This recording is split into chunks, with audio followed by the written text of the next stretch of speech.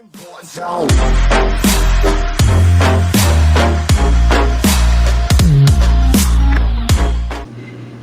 guys, welcome back to Unfiltered Insurance and Adjuster Talk. Now, recently I was at just talking with a group of people out or whatever, so they know that I'm an adjuster, and we were talking about insurance, and of course they're always grilling me about, why insurance companies take their money and don't want to pay.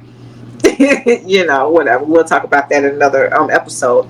But anyway, so one of the young ladies asked, and she said, okay, well, hey, give me some pointers on hail season. She said, I know hail season is coming. She said, every other year I need to replace my roof, and I believe my homeowner's insurance is going up because I have to get a roof because the hail has damaged my roof.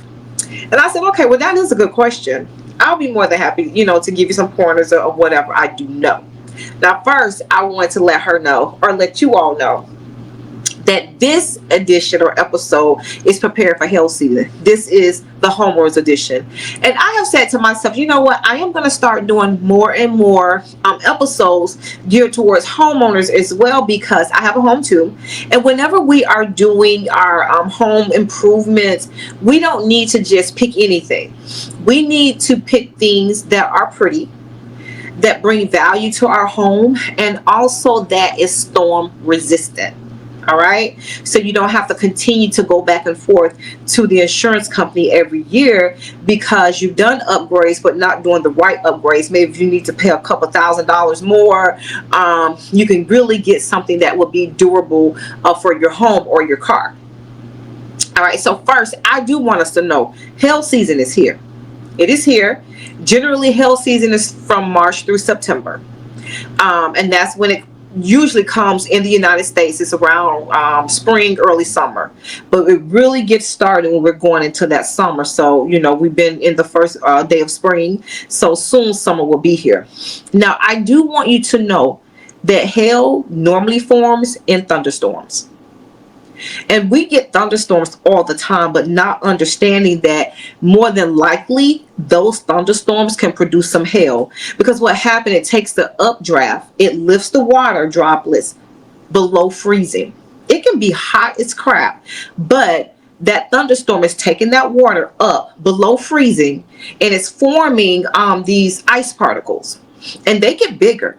That's how you get those big old balls. Some of them be little tiny, but some of them be big balls. They be the size of a golf ball, or even bigger. Big balls. So I said it'd be big balls, and it sort of came in my mind like, oh my gosh, I think that's what that guy at Doge calls himself, big balls.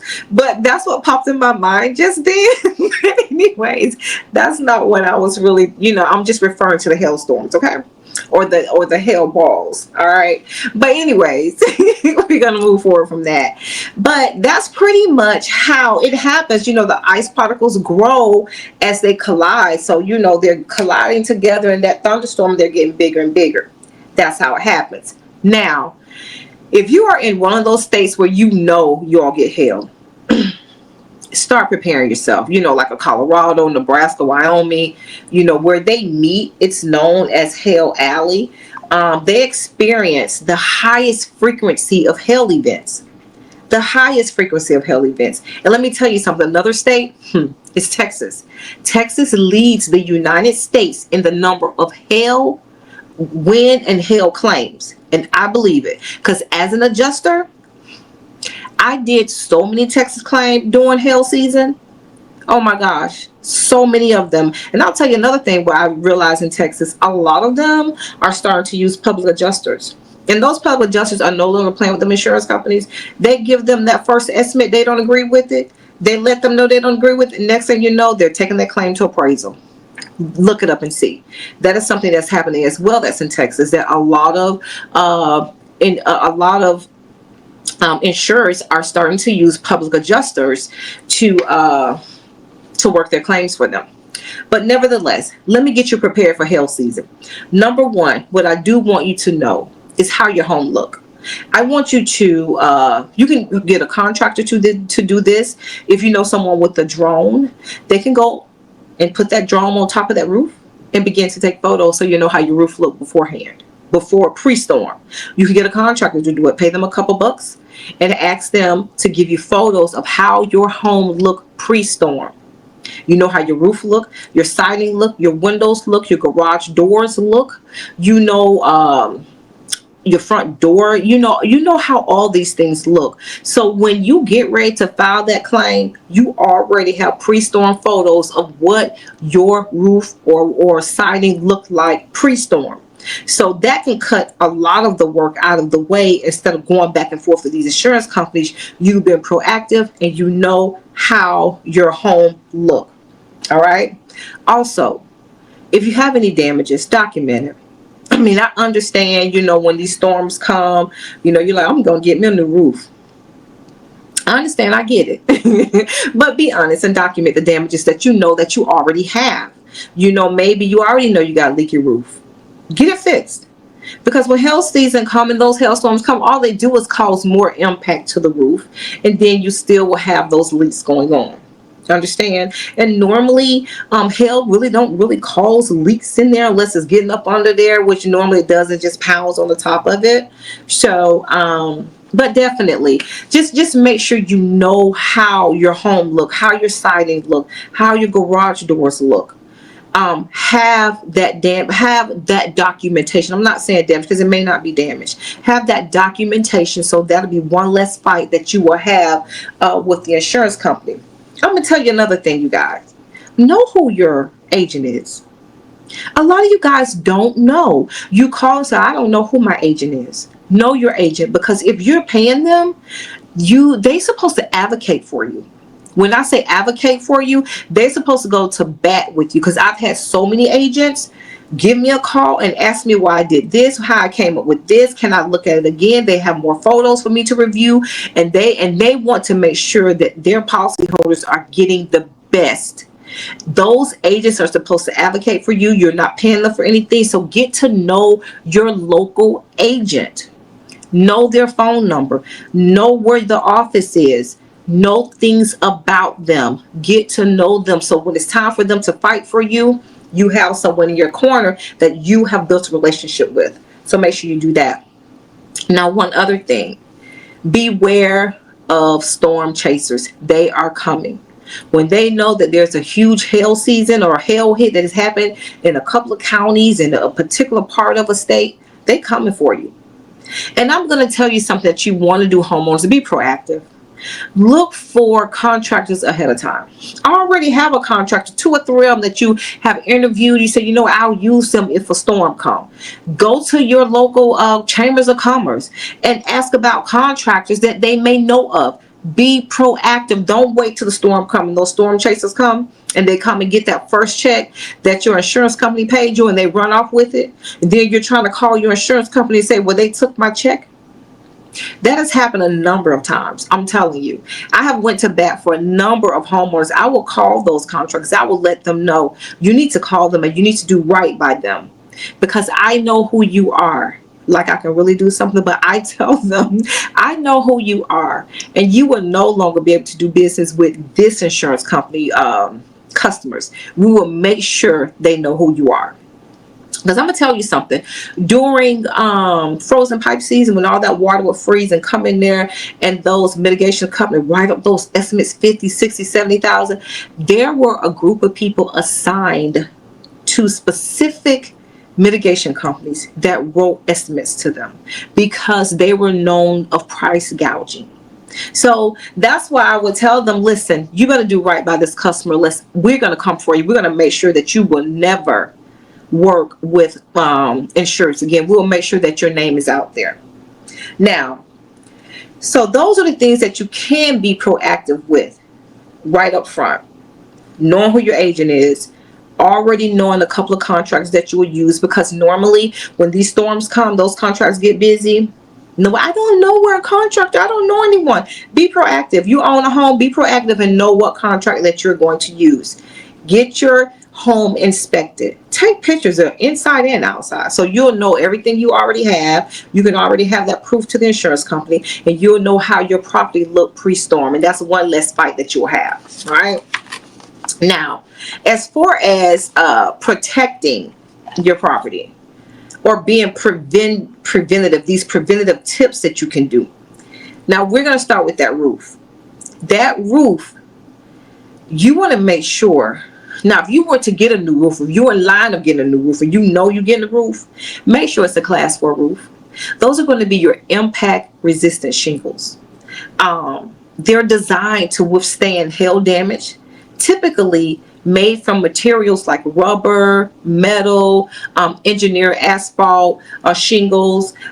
They have a high impact rating, and usually they're class 4. And I'm gonna tell you something. I know that once customers get their roofs replaced and it's a class 4 roof, what they'll do, their contractor will give them the form to let them know they have a class 4 roof. They'll turn it into their agent, and their agent gives them a discount on their policy because being proactive and getting that class 4 roof, because it has the highest rating for impact resistance. So that'll be another thing that you can go ahead and take care of. Or if you're waiting to get that new roof till a storm comes through, okay, you can try it that way too. But just make sure it's a class 4 roof, class 4 shingles. That's what you need. All right. Now, also, you can install hail guards or protective coverings, especially with your windows. You have the shutters.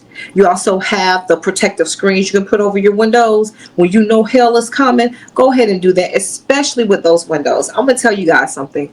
Windows, and also, windows is something that I never really cared for with claims. Doing those estimates, doing those reconciliations for those windows and water damage. Oh my gosh, that's going to be a whole nother episode about that water damage and those frozen pipes. But anyways, those are two things I tried my best to stay away from, but it was inevitable. You have to face it as an adjuster because these things happen anyways.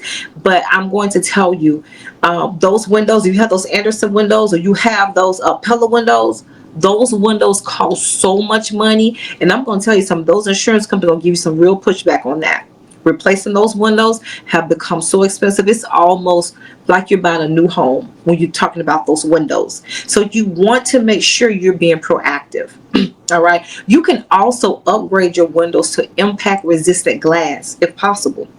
Now, that's one of the things I did say I'm going to do. I'm going to start doing more episodes, the homeowners edition, because when we are upgrading our homes and making our homes real pretty, I want us to make our homes pretty, but with weather resistant material.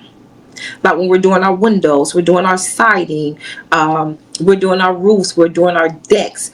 Those are the things that I want us to consider when we're doing our upgrades. And I'm going to start coming on here and letting you know products that I have reviewed, that I've seen, that I've walked on or tested, or have gotten feedback from other homeowners that these are some good products. I'm going to start pitching these products to you so you'll know what you need to do when you're making your home pretty. You're also making it storm resistance as well. Now, for your vehicles, those outdoor items, your vehicles, park your vehicle in the garage.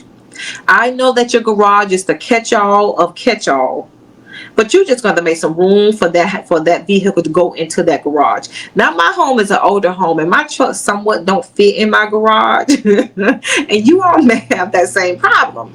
I'm not quite sure, but I have that problem. But I'm going to say to you, if you can put your vehicle in the garage, put it in the garage. Even if y'all have that covering thing, put it up under a covering. That's going to be the best way that you can really protect your vehicle. Think about this. If you have a vehicle that's paid for, hailstorm come, and it beat it up so bad, you file an insurance claim. You know what the insurance company say? Oh, we're going to total out this vehicle and we're going to give you $7,000. You're like, oh, no. I just paid off this vehicle. It's worth more than $7,000. Oh, no, it's $7,000. We're going to total it. And what you're going to do? You're going to be right back in a car payment. Or you're going to be like, no, you're not totaling this vehicle. I'll drive this vehicle with these hail marks all over it. No, I just paid this car off. But to be preventative, I'm telling you that, and that happens all the time. We pay off things, and then the insurance don't want to give, especially for those cars. They don't want to give you back what is due. Personally, I'm just being honest, especially when it comes to those cars. They will total that thing out and not give you what you feel your car is worth. All right? So park your car in the garage, park it up on those coverings. You also can even get car covers. blankets to put on your car to help the impact. If you know you live in those areas, you got to be proactive and protect your things. If you don't have a shelter, again, use the car covers, right? Put blankets. I'm telling you, do that. Put the blankets there because that's going to help you as well. Now, one other thing I want to let you know, secure your patio furniture. Now, me personally, I'm away from home. You can see in my background, I'm not at home. I'm out working. I had to go find some work. They haven't been hiring independent adjusters, especially desk adjusters like myself. So I had to go outside of that and find work. So I am out traveling and working. All right, but my patio furniture is always covered because I don't always have it. I'm not always using it. So my grill is covered, my furniture is covered, my ice carrier thing is, everything is covered on my deck, unless the wind came and blew it off while I was gone. I'm not sure, but unless that happens, it's all covered. So cover those things, tie it down, because when those thunderstorms come, they'll blow that stuff everywhere. They can blow it into someone else's yard. Keep your things covered and protected. Now, I want you all to know this. When hail season hit, it hits. When that hail comes, it comes, and it comes through thunderstorms. And those thunderstorms, they pop up at any time. There's a show, a YouTube show that I follow on YouTube, and I love these guys. They got their little YouTube going, and they're storm chasers. They keep track of the storm. They're like little meteorologists, and they showing you the storm, and they're telling you what the hell, they're telling you where the tornadoes are going to be. I'm going to tell you guys something. I follow those guys because I like to see that, but they also keep you up to date of what's going on with this weather. This weather is ever changing. This weather is not normal anymore. You're going to get tornadoes where they normally are. You're going to get hailstorms where they normally are. And I'm going to tell you another thing. Hurricane season is starting to last longer, and you're starting to see more catastrophic things from those hurricanes. So be proactive. Pay attention. Now, I said, okay, well, my daughter said to me, well, Mom, are you going to do anything about wildfire or tornadoes? I'm like, no. Because a tornado come, you hear that siren, you get your out the way, get to the lowest floor, the most secure place in your home, or you go down in that cellar and get out the way.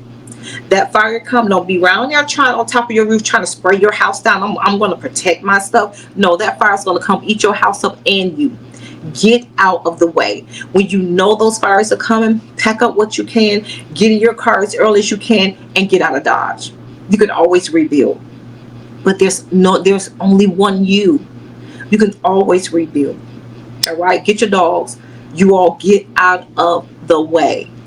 You can always rebuild those things, but you can't replace you.